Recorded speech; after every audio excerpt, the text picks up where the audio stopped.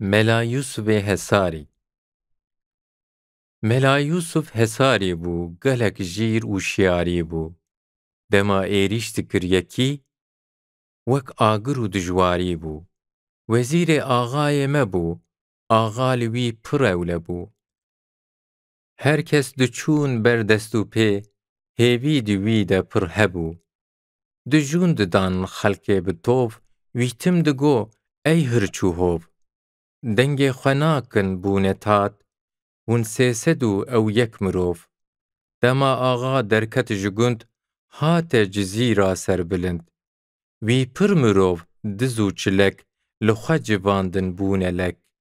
Her dem diçûn nava welêt, li gund dibarand ar û pêt.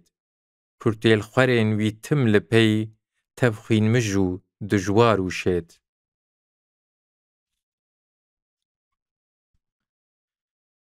Talan û sed bêş û bela, li gund dikir sed teşqela. Gundî bi qêrîn û hewar, bi wan re hevpar bû mela. Serdarekî Türk û neyar, dihate nav wan car bi car. Giliyê Mela Yusuf kirin, gotin melê malê me xwar. Hevalê axê derketî, nandayê herçî binxetî. Ew bûye altaxê çetan, herçî ji Türkan dûrketî. Ferman bi kuştin daye wî, jêra nemane şûn û cî. Ew birne enkafê sivik, dema ku serdar lê nerî.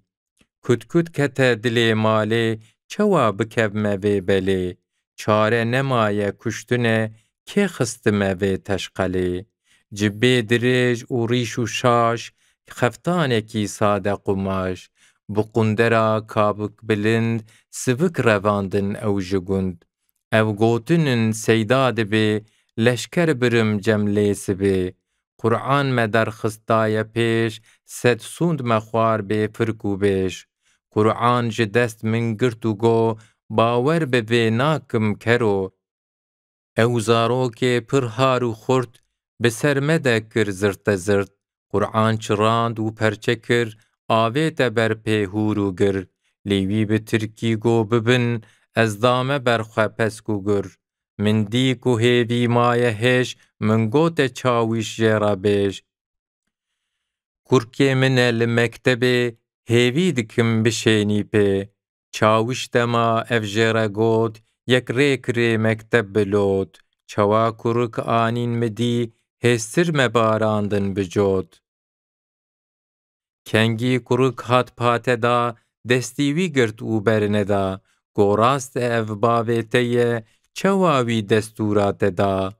Axa ku çûye binxetê, bûye neyarê dewletê.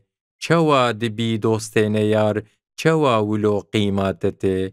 Law kenî go ez xulam, gundî dizanî şîr heram.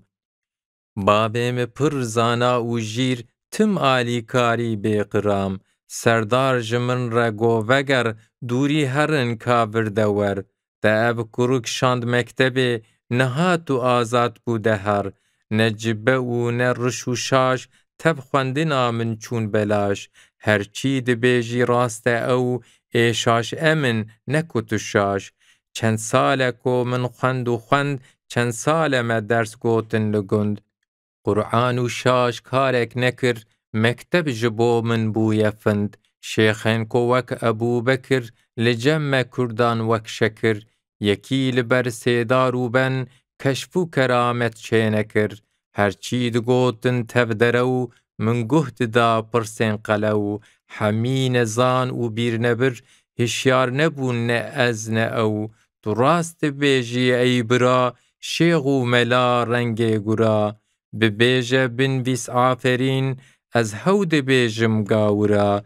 Şêx û mela tev hov û dîn, wan xistiye destê xwedîn. Barê me îro bû giran, cerg û hinav tev bûne xwîn.